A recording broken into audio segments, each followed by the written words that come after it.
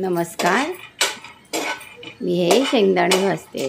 आज आहे गुरुवार, उपवास आहे माझ्या मुलाचा. शेंगदाणे भाजते म्हणजे खिचडी नाही तर काहीतरी आलं, पण आज करणार आहे थालीपीठ. आधी आपण आपले थालीपीठ बघूया, जे ज्वारी, बाजरी, तांदूळ, डाळी यांनी बनवतात ते थालीपीठ आधी बनवायचे आहेत. आणि नंतर उपवासाचे थालीपीठ, असे 2 थालीपीठ मी दाखवते तुम्हाला. मग काही जण म्हणतात उपवास करून काय होतं, म्हणजे गरीब उपवासी असतात, मग त्यांना किती देव पावला असता. असं काही नसतं. हे बघा, हे मी कांदा घेतला आहे, चांगला आहे. 1.5 कांदा आहे. छोटे असतील तर 2 कांदे, मोठा असेल तर 1 कांदा. आपलं जसं काय थालीपीठ जेवढे करायचे आहे तेवढ्या प्रमाणाने घ्यायचं. त्यात आलं लसूण घातलं. आता हे धणा जिरा पावडर ती टाकते आहे, घरी केलेली. आणि मग ते तिखट घालते आधी.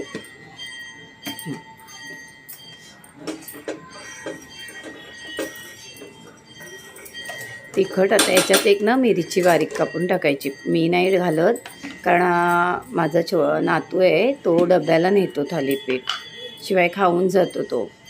त्यामुळे हे मीठ घातलं.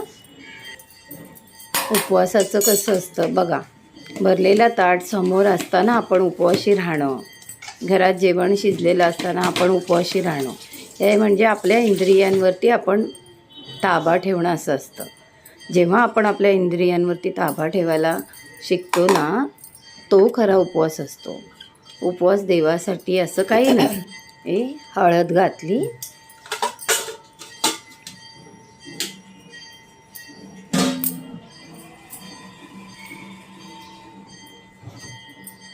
कोथिंबीर.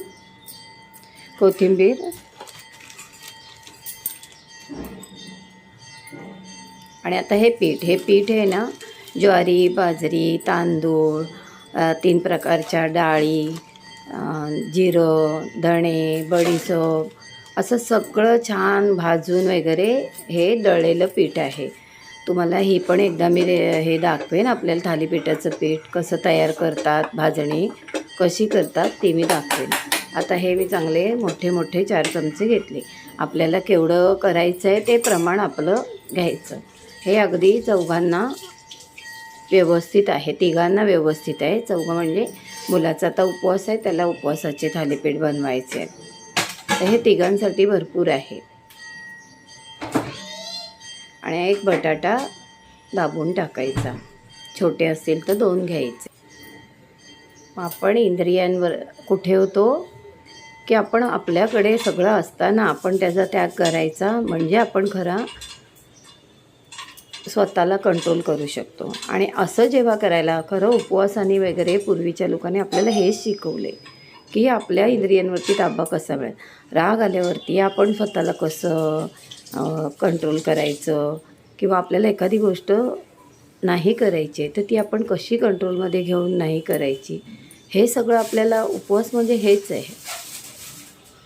की ते उपवास केल्यावरती देव पावतं ते नंतर, आणि थोडं आपल्या शरीराला आराम पडतो. सतत आपली मशीन चालू आहे, तर थोडं आपल्या पोटाला पण बरं पडतं. आता हे मगाशी शेंगदाणे आपण भाजले, त्याची सालं काढून टाकली. आणि आता हे बारीक करे. शेंगदाणे बघा ऑप्शनला आहेत. उपवासाच्या थालीपीठामध्ये ठीक आहे, पण जर आपलं उपवास नसेल ना, आपल्याला नसतील टाकायचे, तर नाही, कोणाकोणाला पित्त होतं, काय होतं, म्हणून म्हटलं की हे ऑप्शनला आहेत.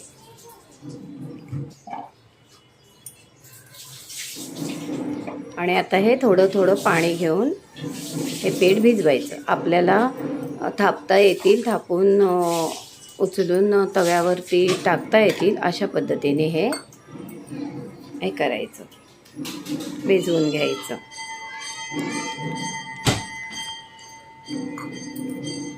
आता श्रावण असतो, श्रावणात बघा आपण श्रावण पाळतो, आणि कोणीतरी आता बुधवार आहे समजा, कोणी असं ऑफिसमध्ये मस्त कोलंबीच्या साराचा डब्बा उघडला, भाकरी आहे छान, बघून आपल्याला असं होतं ना की अरे बापरे, पण तेच आपण टाळतो. तो खरा आपला श्रावण आहे, तो पाळला जातो आपल्याकडून. म्हणजे असं असतं श्रावण पाळणं काय किंवा उपवास करणं काय, कुठलीही गोष्ट आपल्याकडे असून तिचा जेव्हा आपण त्याग करतो, तो खरा आपला उपवास, ती खरी आपली भक्ती असते. आता हे अशा पद्धतीमध्ये हे पीठ मळलेलं आहे. असे गोळे करून थापून करता येतील असे.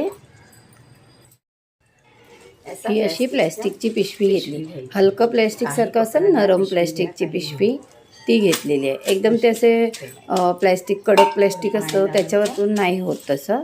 ही अशी नरम पिशवी घ्यायची, त्याला थोडं पाणी लावायचं आणि थांबा आता आपलं जरा हे तापू द्या तवा.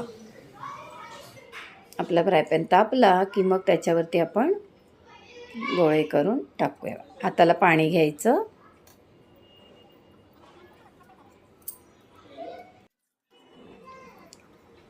असं थापून तव्यावरती तूप लावायचं. तूप लावा, बटर लावा, जे तुम्हाला आवडेल ते लावा आणि ते टाकायचे. दोन्ही बाजूनी छान खरपूस भाजायचे. आमच्याकडे कसं सकाळी नाश्ता होतोच. पोहे, उपमा, थालीपीठ, घावणे, असं काही ना काहीतरी. कधी अजून वाटलं सुट्टी बिट्टीचा दिवस आहे तर आणखीन काहीतरी वेगळं, कटलेट बिटलेट, असं सकाळी सकाळी नाश्ता लागतो. दुपारचं जेवण वेळ उशिरा झालं तरी चालतं. आणि पण खरंच आहे, सकाळी छान नाश्ता करावा. सकाळी हे चहा, बिस्किटं, चहा, चपात्या असं नाही खायचं. सकाळी असं काहीतरी थोडं होते घाई किंवा वेळ नाही मिळत, इलाज नाही, पण सकाळी चांगला नाश्ता करावा. एकदा सकाळी नाश्ता केलात, तुम्ही बाहेर पडलात कुठे, कुठे वेळ उशीर झाला खायला, तरी काय मग फरक नाही पडत. जेवण वेळेवर हवंच असं नाही. तेव्हा शक्यतो सकाळी नाश्ता करा. बघा आपलं थालीपीठ छान झाले.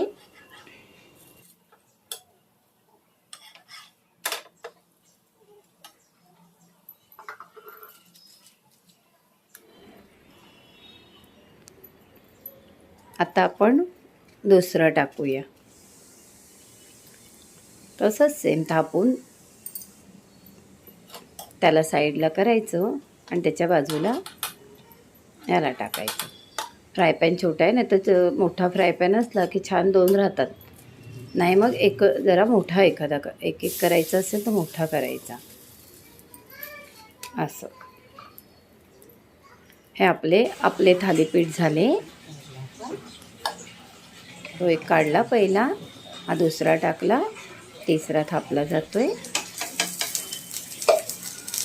आता छान दहीमध्ये साखर घालायची.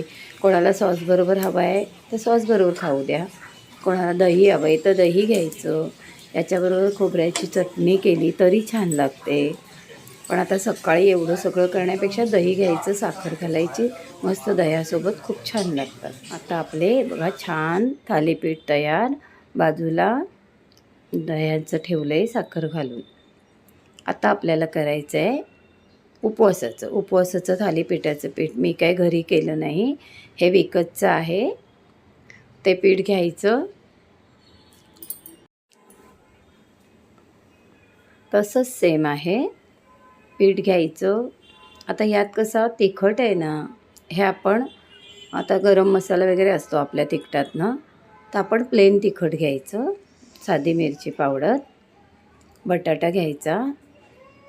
यातही जेवढं पीठ असेल तसा बटाटा घ्यायचा.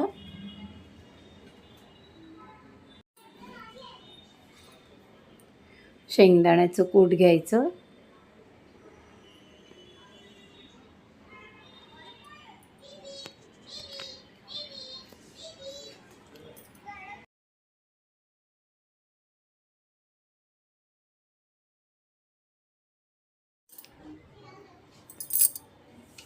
मिरची पावडर घ्यायची.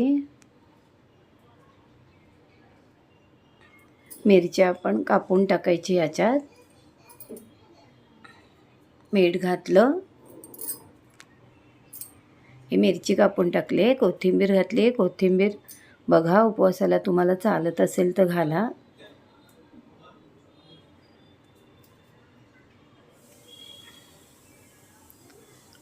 आणि हे आपलं त्या थालीपीठासारखंच भिजवायचं जे आपण. आणि यामध्ये ना हे बघा, हे आमचूर पावडर आहे, थोडा आंबटपणा यायला. बघा आंबा उपवासाला चालतो. हा कैरी आपण जेव्हा आंब्यांच्या वेळेत ना हे सुकवलेलं आणि त्याचं तर छान ते ड्राय झालेलं, मग ते मिक्सीला लावलं, असे आमचूर पावडर बनवलेली ती आहे आपली फ्रेश गावची आमचूर पावडर, गावच्या आंब्यांची. ते थोडं टाकायचं, मग थोडं आंबटपणा येतं, छान वाटतं खायला. आणि आता थोडं थोडं पाणी घेऊन भिजवायचं. आत्ता आपले 2 प्रकारची थालीपीठं झाली. त्यानंतर आता डब्याची भाजी झाली. आता परत संध्याकाळचा उपवास म्हणजे ते जेवण आहे. म्हणजे हे दिवसभर आपलं चालूच असतं. आता ही पिशवी आहे ना, ही बघा नरम पिशवी मी मगाशी दाखवली ना, मी काय करते माहिती आहे का, ही अशी पिशवी झाली ना काम करून की धुवून फ्रीझरमध्ये ठेवते. आता ही मगाशी थालीपीठ केलं ना त्याची ती पिशवी आहे. तिला परत आता काढून ही फ्रीझरमध्ये टाकली. आता ही उपवासाची पिशवी आहे थालीपीठाची. ही पण मग काय होतं, आपण जेव्हा थालीपीठ करायला जातो, वडे करायला जातो, काही आपण थापायचं करायला गेलो की मग पिशवी शोधावी लागते. हां, रुमाल वगैरे तोही आपल्याला शोधावाच लागतो. मग तो व्यवस्थित नसेल तर तो धुवावा लागतो. त्यापेक्षा मी ह्या अशा पिशव्या 2 गुंडाळून फ्रीझरमध्ये टाकते. आपलं झालं, आपल्याला करायचं असलं की उपवासाची पिशवी, ही पिशवी अशी मी काढते. हे आपली माझी पद्धत आहे. तुम्हाला जर असं वाटत असेल तर करा. मग काय होतं, आपल्याला कधी थापायचं करायचं असलं की ती काढायची आणि करायचं, शोधायची गरज नाही. पिशवी शोधा, रुमाल शोधा. आता हे आपलं थापलं आहे. आपला एक झाला. आता हा उपवासाचा थालीपीठ झालं. हे सुद्धा दहीबरोबर खायचं. आवडलं तर लाईक करा, शेअर करा, सबस्क्राईब करा. नमस्कार.